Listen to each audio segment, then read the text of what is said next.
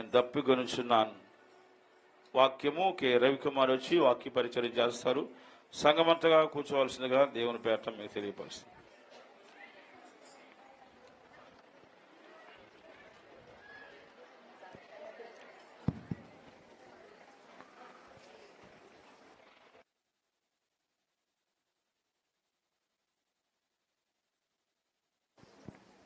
Praise lord everyone. ముందుగా ప్రార్థించుకొని వాక్య భాగాన్ని మొదలు పెడదాం. మహాపరిశుద్ధుడవు, గనుడవు, నీతిమంతుడవు తండ్రి, నీ పరిశుద్ధ పాదాలకు వందనాలు తండ్రి ప్రభా. నాయన తండ్రి ప్రభా, గుడ్ ఫ్రైడే రోజున తండ్రి ప్రభా, ఏదో మాట చెప్పడానికి తండ్రి ప్రభా, అర్హత లేని వాడని తండ్రి ప్రభా, బాధ్యత లేని వాడని తండ్రి ప్రభా, యోగ్యతనిచ్చి తండ్రి ప్రభా, నీ చెప్పాలనుకున్న మాటలు తండ్రి ప్రభా, నా నోటి ద్వారా చెప్పాలని ఆశిస్తున్నావు తండ్రి ప్రభా. నీ ఆశని నెరవేర్చి తండ్రి ప్రభా, దప్పిక కలిగినట్టు తండ్రి ప్రభా, దప్పిక కలిగినట్టు తండ్రి మేమందరం వినే భాగ్యం దయచేయమని ఈ చిన్న ప్రార్థన తండ్రి ప్రభా, నీ పాద సన్నిధిని చేర్చుకొని అడిగి వేడుకుంటున్నాం తండ్రి. ఆమేన్. ముందుగా నాకు ఈ అవకాశాన్ని ఇచ్చిన, అర్హత లేని వాని అవకాశాన్ని ఇచ్చిన దేవాదేవునికి, నా ఆత్మీయ తల్లిదండ్రులు రత్నమయ్య గారికి, నిర్మలాజ్యోతమ్మ గారికి, నా యవ్వన జీవితాన్ని, మా యవనస్తులను ఒక సరైన మార్గంలో నడిపిస్తున్న మా యవన దైవజనులు తేజానికి హృదయపూర్వక వందనాలు చెల్లించుకుంటూ ఈ మాటలు వినాలని ఆశిస్తున్న మీ అందరికీ హృదయపూర్వక వందనాలు తెలియజేస్తున్నాను. ముందుగా యేసుక్రీస్తు వారు శిలువలో పలికిన 5వ మాట లేఖన భాగాన్ని చదువుకుని ముందుకు వెళ్ళాలని ఆశిస్తున్నాను. లేఖన భాగం యోహాను సువార్త 19వ అధ్యాయం 28వ వచనం.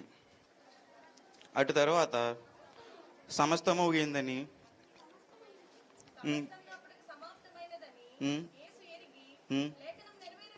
లేఖనము నెరవేరునట్లు నేను తప్పికొనుచున్నాను.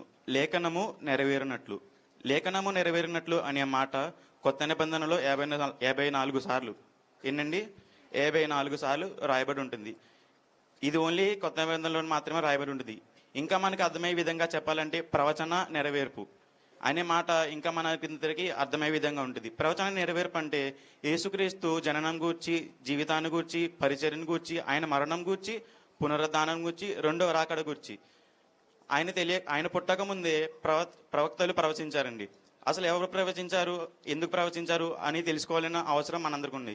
అయితే కీర్తనల గ్రంథము 22వ అధ్యాయము 15వ వచనం ఇక్కడ మనం చూడగలం.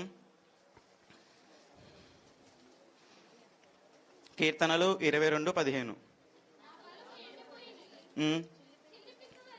చిల్ల పెంక వలె ఆయను, నా నాలుక నా దవడను అంటిపెట్టుకునండి. చాలండి.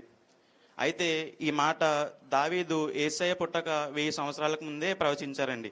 యేసయ్య ఎలా శ్రమలు పడతారో, ఎటు అనుభవిస్తారో అని చెప్పి ప్రవక్తలు ఆయన పుట్టుక 1000 సంవత్సరాలకు ముందే ప్రవచించారు.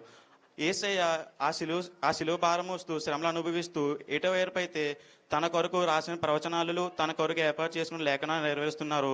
మనందరం కూడా మనందరికి రాయబడిన లేఖనాలకు ఎరిగి అటువంటి జీవితాన్ని పోలి ఉండాలని ఆశిస్తున్నాను. అసలు మన కొరకు ఏ లేఖనాలు రాయబడ్డాయి, ఏ ప్రవచనాలు రాయబడ్డాయి మన అందరికీ తెలియాల్సిన అవసరం ఉందండి. ముందుగా ఒకటి తెలిసినట్లయితే, నేను పరిశుద్ధును కనుక మీరును పరిశుద్ధులై ఉండుడి అని ఈ వాక్యము, ఈ లేఖనము బైబిల్ గ్రంథంలో ఉంటుందండి. ఇది నీ కొరకు నా కొరకు రాసిన లేఖనం. కానీ మనందరం పరిశుద్ధంగా ఉండగలుగుతున్నామా? అదేవిధంగా మీరు లోకమునకు వెలుగై ఉన్నారు, మీరు లోకమునకు ఉప్పై ఉన్నారు అనే లేఖనాలు కూడా మన పరిశుద్ధ గ్రంథంలో రాయబడి ఉంటాయి. కానీ మనం ఆ లేఖనంలో కొనసాగుతున్నామా, జీవిస్తున్నామా అనే ప్రశ్న మనందరిని ఒకసారి జ్ఞాపకం చేసుకోవాలి. యేసయ్య శ్రమలు అనుభవిస్తూ తన కొరకు ఎవరైతే ప్రవక్తలు ప్రవచించారో, ఏ లేఖనాలు అయితే రాశారో ఆ లేఖను నెరవేరుస్తున్నారు. కానీ మనం ఈరోజు ఆ లేఖనాలను, ప్రవచనాలను నెరవేర్చే వారుగా లేరు. ముందుగా ఒక ఉపమానాన్ని చెప్పి నా వాక్యాన్ని ముందుకు కొనసాగించాలని ఆశిస్తున్నాను. మనలాగే ఒక సంఘంలో ఒక కుటుంబం క్రిస్మస్ ప్రార్థన ఏర్పాటు చేసుకుంటారండి. మంచిగా అన్నంగా పెట్టుకొని దైవజనులకి ఒక వెండి పాత్రలో భోజనాలు పెడతారు. వెండి పాత్ర, వెండి స్పూన్తో భోజనాలు పెడతారు. అయితే ప్రార్థన అయిపోయిన తర్వాత పనులన్నీ చేసుకునేటప్పటికి ఆ వెండి స్పూన్ అనేది కనిపించదండి. ఆ భార్య వెళ్ళి భర్త చెప్తుంది, ఏమండి స్పూన్ కనబట్టలేదు, దైవజనులు ఏమైనా పట్టుకెళ్ళిపోయారేమని చెప్పేసి చెప్తుంది. అయితే ఆ భర్త అంటారండి, ఎందుకు అలాగ అనుకుంటున్నావు, దైవజనులు ఎందుకు పట్టుకెళ్తారు, సరిగ్గా చూడు, నీ కొలుసే కనిపించట్లేదు అని చెప్పేసి అంటాడు.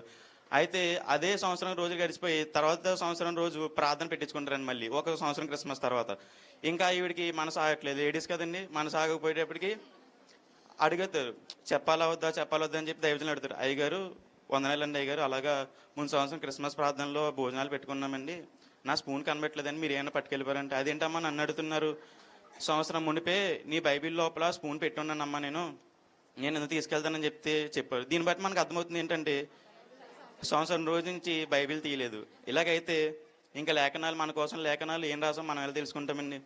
తెలుసుకోలేము కదా. బైబిల్ ఓపెన్ చేయలేని వాళ్ళు మన కోసం ఏ లేఖనాలు రాశారో, ఏ ప్రవచనాలు ప్రవచించారో మనకు ఎలా తెలుస్తాయి?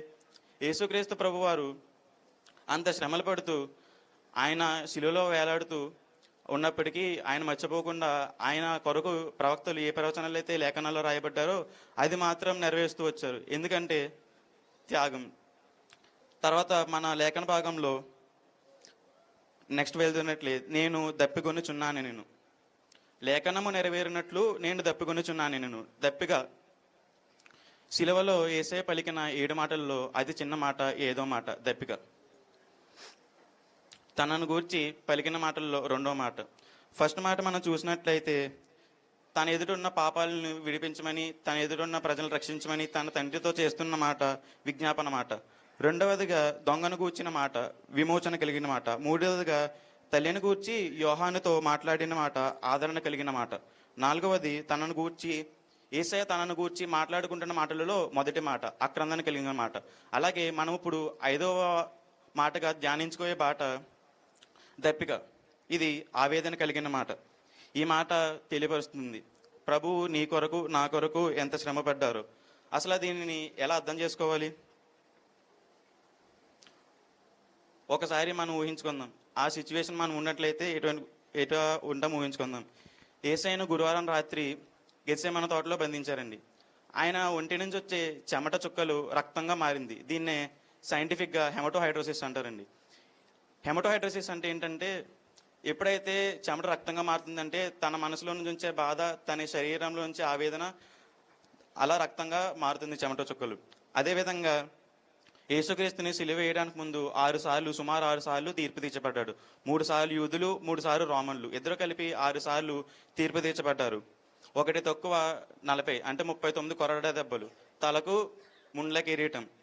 ఆ గొల్గోతా కొండ వైపు మోసుకు వెళ్ళలేక సుమారు 40 సార్లు 14 సార్లు ఆయన శిలువ భారం వేయలేక 14 సార్లు శిలువను మోసుకుంటూ పైకి పట్టుకొని వెళ్ళారు. ఉదయం 9 గంటల నుంచి మధ్యాహ్నం 3 గంటల వరకు శిలువలో వేలాడుతూ ఆ చిత్రవధకు వేస్తున్న కేకే ఈ దప్పిక. దప్పిక అంటే కేవలం ఆయన శ్రమపడుతూ చేస్తున్న దప్పిక మాత్రమే కాదండి.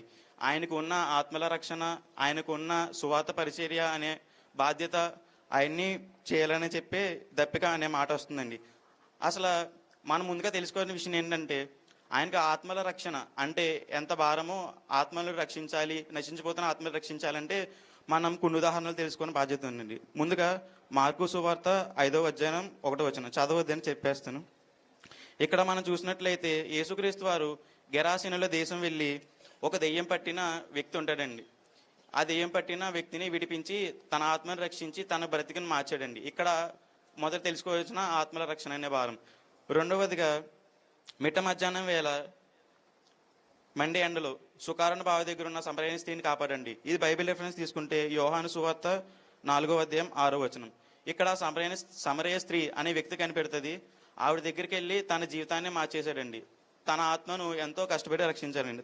చివరిగా ఇది మామూలు జీవితంలో చేసిన మాట. ఈయనకి ఆత్మల రక్షణ అంటే ఎంత భారం తెలుసుకోవాలంటే, తన ఆఖరికి శిలువ వేలాడుతున్నప్పటికీ తన పక్కన ఉన్న తోటి దొంగను ఆత్మ రక్షించడానికి కోసమని రక్షించారండి. లూకా సువార్త 23వ అధ్యాయం 43వ వచనంలో ఇక్కడ మనం చూసినట్లయితే ఉంటుందండి. యేసుక్రీస్తు వారు శ్రమలు అనుభవిస్తూనే తన కోసం రాసిన లేఖనాలను, తన కోసం భారం ఉన్న ఆత్మల రక్షణ నెరవేర్చారండి. కానీ ఇటువంటి దాహం మనకు ఉందండి. ఆయన ఎంతో దప్పిక చెంది దాహంతో శ్రమ పడుతూ లేఖనాలు నెరవేర్చి ఆత్మలు రక్షించారండి. ఇటువంటి దాహం మనకు ఉందా? ఈరోజు మనం ఒక్కరైనా దేవుని మందిరాన్ని నడిపించే వ్యక్తిగా మనం ఉంటున్నామా? ఒక్క ఆత్మని రక్షించామా? ఇన్ని రోజులైందని మనం సువార్త ప్రకటించి ఒక వ్యక్తికైనా? ఈ లోకంలో ఎన్నో రకాల దప్పికలు ఉంటాయండి. ఆయన దప్పికతో పోల్చుకుంటే మన దప్పిక ఏమాత్రము కాదు. కానీ మన లోకంలో ఉండే దప్పికలు 3 ఉదాహరణలు చెప్పించి నేను ముగించాలని ఆశిస్తున్నానండి.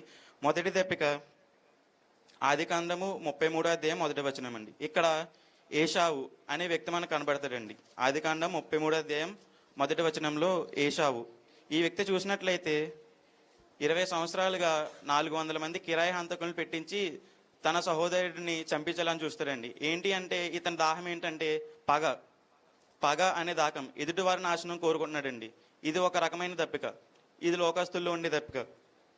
రెండవదిగా ఆహాబు ఒక రాజండి. మొదటి రాజుల గ్రంథము 21వ అధ్యాయం 10వ వచనం. ఇక్కడ చూసినట్లయితే మనకు ఆహాబు అనే వ్యక్తి కనబడతాడండి. అతనికి ఎంతో అధికారం, ఎంతో ఆస్తి, ఎన్నో అంతస్తులు ఉన్నప్పటికీ నాబోతు ద్రాక్షారసం కోసం తాపత్రపడి ఎన్నో ఆస్తులు పోగు చేసుకోవాలని చెప్పేసి నాబోతు ద్రాక్షారసం కోసం దప్పిక కలిగి ఉంటాడండి. ఇంకా మూడవదిగా యోహాను సువార్త 4వ అధ్యాయం 18వ వచనం. ఇక్కడ మీకు తెలిసినట్లయితే సమరయ స్త్రీ కనబడుతుందండి. ఏంటి అంటే ఈవిడ దప్పిక ఏంటంటే అప్పటికి 4 భర్తలు ఉన్నారు, మరో 5వ భర్త. ఏంటంటే ఆమె దప్పిక పాపం చేయాలనే ఆవిడ దప్పిక పడుతుంది. ఇలా సమరయ స్త్రీ ఎలాగైతే ఒకరి తర్వాత ఒకళ్ళ భర్తలు కోరుకుంటుందో మన జీవితాల్లో కూడా మనం వచ్చే ఫోన్లోంచి వచ్చే మెసేజ్లు, వాట్సాప్ ఒకటి తర్వాత ఒకటి, ఇన్స్టాగ్రామ్ రీల్స్ ఒకటి తర్వాత ఒకటి, చిన్న చిన్న పాపాలే కదని చెప్పి నెగ్లెక్ట్ చేస్తూ ఒకటి తర్వాత ఒకటి మనం ఎన్నోసార్లు మన జీవితంలో చేస్తుంటాం. ఇలా చెప్పుకుంటూ పోతే మన జీవితాల్లో ఎన్నో దప్పికలు కలిగి ఉంటాం. కానీ మనం అందరం కలిగి ఉండాల్సిన దప్పిక ఏంటంటే ఓన్లీ పరిశుద్ధ దప్పిక మాత్రం, పరిశుద్ధుల కోసం వేసి ఉండాలి. ఇంకా చివరిగా ముగించే ముందు ఒక చిన్న స్టోరీ చెప్పి నా కంక్లూజన్ అనేది ఇవ్వాలని ఆశిస్తున్నానండి. మనందరిలాగే ఒక సువార్త సభ జరుగుతుందండి. అక్కడికి ఒక వ్యక్తిని తీసుకొస్తారు. ఆ వ్యక్తి ఏంటంటే తనకి కాళ్ళు చేతులు పనిచేయవు, మూర్ఛ వ్యాధి కలిగి ఉంటుంది. ఎప్పుడంటే 1,00,000లో సుమారు ఒకరికి వచ్చి వ్యాధి కలిగి ఉంటుందండి.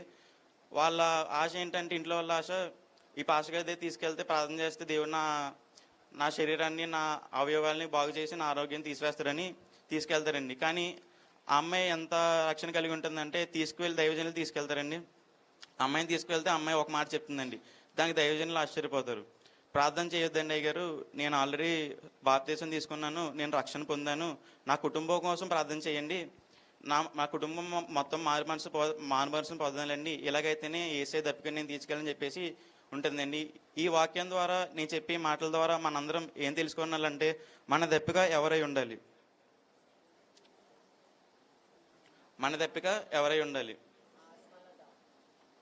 నశించిపోతున్న ఆత్మలు రక్షించడానికి యేసుక్రీస్తు వారు మన భూలోకానికి వచ్చారండి. అదే అట్టి విధంగానే మనందరం కూడా కొన్ని దప్పికలు కలిగి ఉండాలి. మనందరి దప్పిక దేవుడు అయి ఉండాలి. మనందరి దప్పిక నశించిపోతున్న ఆత్మలు కావాలి.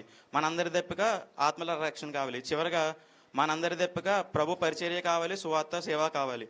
అట్టి విధంగానే యేసుక్రీస్తు వారు శ్రమలు పడుతూ తన దప్పికలు లేఖనాలు నెరవేర్చు తన కోసం ఉన్న దప్పికను తీర్చారు. మనం కూడా ఈ సువార్త పరిచర్య అనే దప్పికను మనందరి జీవితంలో దప్పిక ఉండాలని ఆశిస్తున్నాను. ఈ చిన్న వాక్యం దేవుడు దీవించిన గాక. దేవునికి మహిమ కలుగును గాక. హల్లెలూయా. ఈ సమయంలో మరి దేవుని వాక్యము, నేను దప్పికొనుచు ఉన్నాను, యేసయ్య దప్పిక.